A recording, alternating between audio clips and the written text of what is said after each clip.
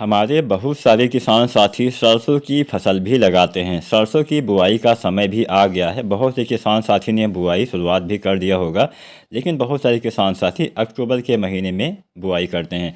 आज की वीडियो में हम जानेंगे कि सरसों की फसल में हमें डीएपी खाद अगर हम डालते हैं तो हमें कब डालना चाहिए, कितनी मात्रा में डीएपी खाद का इस्तेमाल करना चाहिए।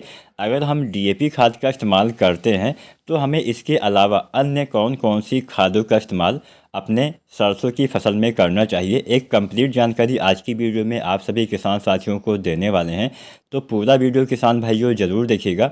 और कोई भी आपके मन में सवाल हो, सुझाव हो तो नीचे आप कमेंट भी करिएगा।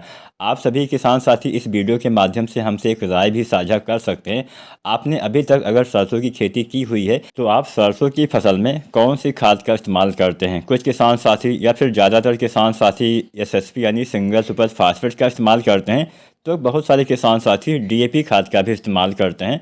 तो यहाँ पे अगर आपने एसएसपी डाला है तो उसका कैसा बेनिफिट रहा है, अगर आपने डीएपी डाला है, मतलब आपके हिसाब से सरसों की फसल के लिए सबसे बढ़िया खाद कौन सी है, डीएपी है या फिर एसएसपी है। अब डीएपी में केवल दो तत्व पाए जाते हैं, नाइट्रोजन और फास्फोरस, और एसएसपी में ज़्यादातर तीन तत्व तो पाए ही जाते हैं। पहला हो गया फास्फोरस, दूसरा हो गया सल्फर, तीसरा हो गया कैल्शियम, और कुछ मात्रा में जिंक वगैरह भी या बोरोन वगैरह भी पाया जाता है। तो यहाँ पे हमेशा अगर आप एसएसपी वाली खाद का इस्तेमाल करते हैं तो हमेशा बढ़िया एसएसपी आपको लेना है, मतलब अच्छी क्वालिटी का आपको खादों का इस्तेमाल करना है। ऐसा नहीं कि यहाँ पे कम पैसे के चक्कर में आप कोई ख़राब खाद इस्तेमाल कर दें। कई बार इसमें एसएसपी खाद में ज़्यादातर धोखाधड़ी देखी गई है। तो चलिए फ़िलहाल आज की वीडियो का जो विषय है कि हमें अपने सरसों की फसल में कितना हमें डीएपी डालना चाहिए, इसके बारे में सबसे पहले चर्चा करते हैं। अब डीएपी में जैसा कि मैंने आपको बताया, फास्फोरस पाया जाता है, साथ में नाइट्रोजन पाया जाता है।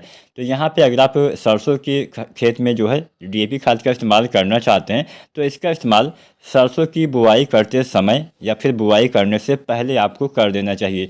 ज़्यादातर किसान साथी जब सरसों के बीज की बुआई करते हैं तो उसी में खाद का मिश्रण भी मिला लेते हैं, साथ में इस्तेमाल करते हैं। तो आप चाहें तो ऐसा भी कर सकते हैं, या फिर अंतिम जुताई के आसपास भी आप डीएपी खाद डाल सकते हैं। कितना डालना है डीएपी आपको डालना है, यहाँ पे हम जितनी भी खाद की मात्रा बताएंगे वो 1 एकड़ खेत की बताएंगे।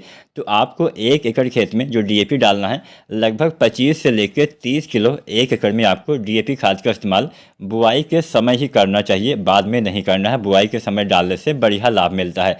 तो 25 से 30 किलो डीएपी डालना है। इसके साथ में क्या क्या डालना है, इसके साथ में दूसरा चीज़ आपको यूज़ करना है यूरिया। 25 से 30 किलो यूरिया डालना है और 25 से 30 किलो ही आपको डीएपी खाद का इस्तेमाल करना है। तीसरा चीज़ आपको डालना है पोटास, एमओपी पोटास, लगभग 20 या 25 किलो आपको इस्तेमाल करना है। ये 3 खादें तो डालनी ही डालनी है। इसके अलावा चौथी खाद आपको डालना है सल्फ़र। जैसा कि मैंने आपको बताया, जितनी भी तिलहनी फसलें होती हैं, जितनी भी तेल वाली फसलें होती है, उसमें सल्फ़र काफ़ी अहम काम करता है। सल्फ़र प्रोटीन की मात्रा बढ़ाता है, तेल की मात्रा में भी बढ़ोतरी करता है। तो जो सल्फ़र आता है, क्योंकि डीएपी में सल्फ़र पाया नहीं जाता है, तो आपको इसमें सल्फ़र अलग से डालना पड़ेगा। तो जो सल्फ़र आता है 90% या फिर 80% वाला, लगभग 4 या 5 किलो आप डाल सकते हैं। बुआई के समय जब आप डीएपी डालते हो तभी आपको सल्फ़र का भी इस्तेमाल कर देना है, बहुत ही बढ़िया फ़ायदा मिलेगा। तो यहाँ पे हमने 4 खादें आपको बताई। डीएपी डालना है 25 से 30 किलो, यूरिया डालना है 25 से 30 किलो, सल्फ़र डालना है 90 या 80% वाला, लगभग आपको 5 किलो के आसपास तक डाल दीजिए। और चौथी चीज़ आपको डालना है पोटास, लगभग 20 से 25 किलो। ये चारों चीज़ें आपको बुआई के समय ही आपको सरसों की फसल में इस्तेमाल कर देना है। इसके बाद में क्या करना है, इसके बाद में जब आप पहला पानी लगाते हैं, जो हमारी हल्की ज़मीन होती है वहाँ पे हम 20 से 25 दिन पे, और जो भारी मिट्टी होती है वहाँ पे 25 से 30 दिन पे पहला पानी आपको लगाना होता है।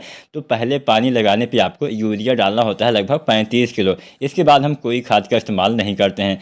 मान लीजिए आपने सरसों की बुआई के समय सल्फ़र नहीं डाला है, तो जब आप पहले पानी पे यूरिया डालते हैं तो उस समय भी आप लगभग 4 या 5 किलो सल्फ़र का इस्तेमाल करेंगे, वही 80 या 90% वाला, तो बढ़िया लाभ मिलेगा। तो यहाँ पे कोशिश करिए सल्फ़र का इस्तेमाल बुआई के समय ही कर दीजिए। अगर आप ना डाल पाए हों तो पहले पानी पे भी आप सल्फ़र डाल सकते हैं। अब बहुत सारे किसान साथी ऐसा भी बोलते हैं कि हमें दूसरे पानी पे यूरिया देना चाहिए, नहीं देना चाहिए।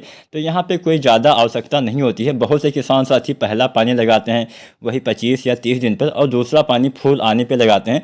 तो फूल आने पर यूरिया का काम नहीं रहने वाला है। अब आप ऐसा कर सकते हैं कि यहाँ पे जो हमने यूरिया की मात्रा बताई है 35 किलो, तो आप 35 किलो की यूरिया की मात्रा 2 भागों में, चाहे अगर आप 3 पानी लगाते हैं तो आप डाल सकते हैं। पहले पानी पे आप डाल दीजिए पहली मात्रा और दूसरे पानी पे आप डाल दीजिए दूसरी मात्रा। लेकिन मेरे हिसाब से यहाँ पे जो हमने मात्रा बताई है वो पहले पानी पे 35 किलो यूरिया डाल देंगे तो भी अच्छे से काम चल जाएगा। वीडियो और जानकारी पसंद आई हो तो लाइक शेयर करें।